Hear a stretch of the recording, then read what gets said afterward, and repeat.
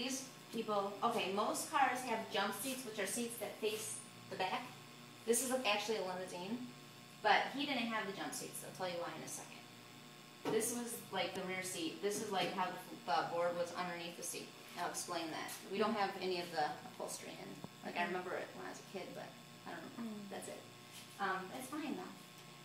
In here, this is where you can put bigger guns, like pistols. This is just a fake toy, you know, just a toy gun that's broken. But that's why. And then every door had one. And grenades. He also was huge with grenades. And then I'm going to show you the inside of the car. You have to come closer to see in here. Okay, this seat, this is where you could store, yeah, you can come in, it's totally fine. You could store, like, big guns, like Tommy guns. He was well known for that. So this would open up this way. And this is not the original, of course, but that's how it was. It would just open up, and that's where he kept all his heavy machine guns, because he, you know, was known for having those Tommy guns. These bars are for when you're driving really crazy, you don't fall over, like a bus. Okay. Back then, they did not have bulletproof glass yet, because it didn't come out until 1929. This is 27. And it came out when they were building this shed aquarium, because they used that really thick glass. And that's where they got the idea, well, if we make the glass really thick, it's not going to get hit by a bullet and break. Or it's not, it will break, but it won't hit me. So, because they didn't have that to protect the windows, now, again, like I said, I don't have it here, but that one is an original one. Back here, like all this is armor plating, you know, bulletproof. I'll show you bullet holes in the back in a minute. This, actually, all these would be up like that, and then the driver hit a button, and they all fall down. So, you know, this is the rear window, and then hit the button, and they'd all fall down like this. Oh, and it had curtains right here. So when they're transporting people, like, to what they call speakeasies, you know, his establishments, they wouldn't know where they were going. Like, say they have to bring an electrician.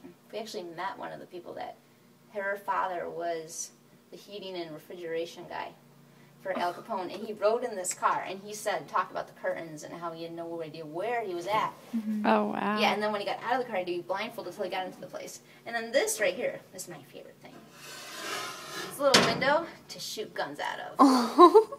Isn't that awesome? That is way crazy. I know. I love this thing. I think it's awesome. Okay, but it has more features for shooting guns. Cars didn't have sunroofs back then. See? Now this one, you stand up. It's heavy because it's armor plated.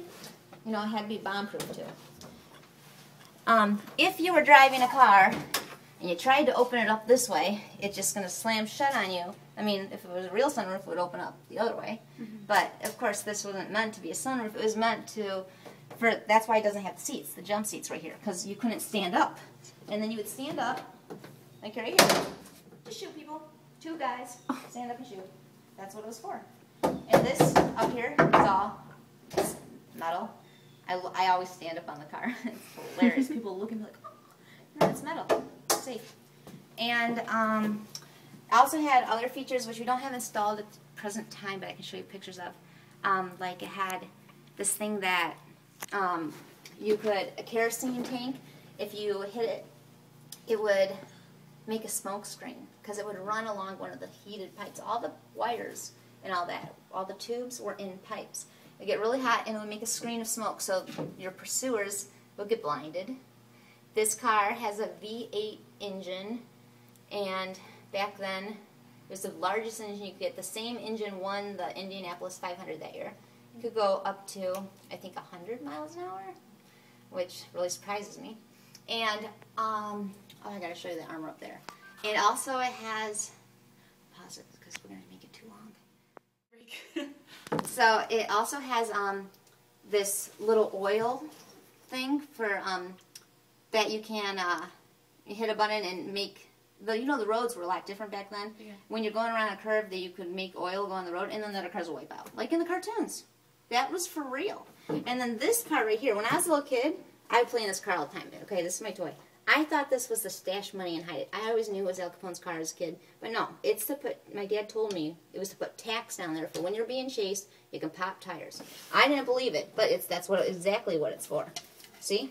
Just go straight to the ground. Just throw some tacks down there really fast, pop some tires. Oh. That's all it is. That is awesome. I know. Like this was, then up there, see that piece of metal that's kind of like falling down a little bit? That's to bulletproof the engine so that, you know, if they shot the engine, the whole engine's got metal plating that goes around it. So that way they couldn't, you know, make the car not run.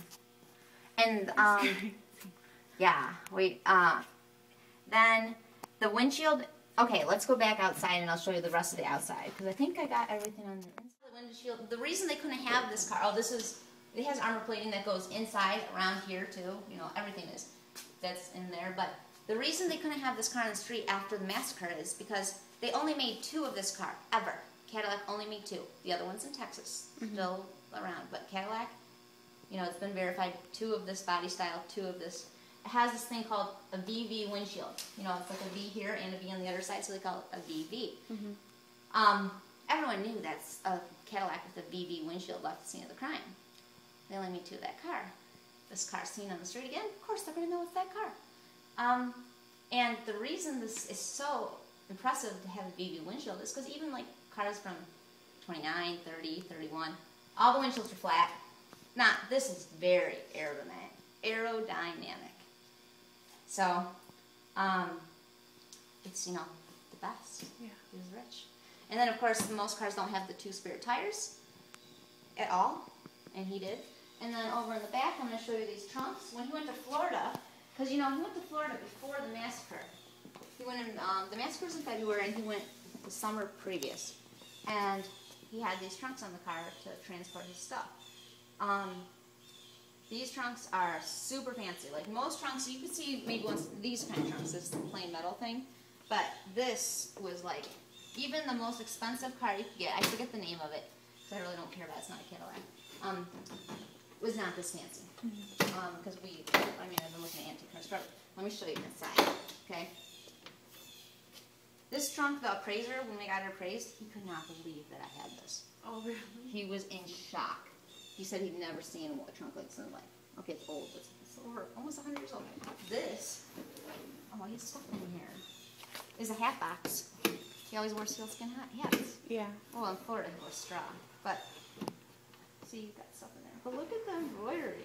It's all, I mean, wouldn't you love to have luggage like that for your clothes? And then he's got, you know, he dressed really nice. These 2 suitcases and then this big one. I think he put guns in there, but I don't know. Probably not. It's his clothes. I mean, he's a really high maintenance guy.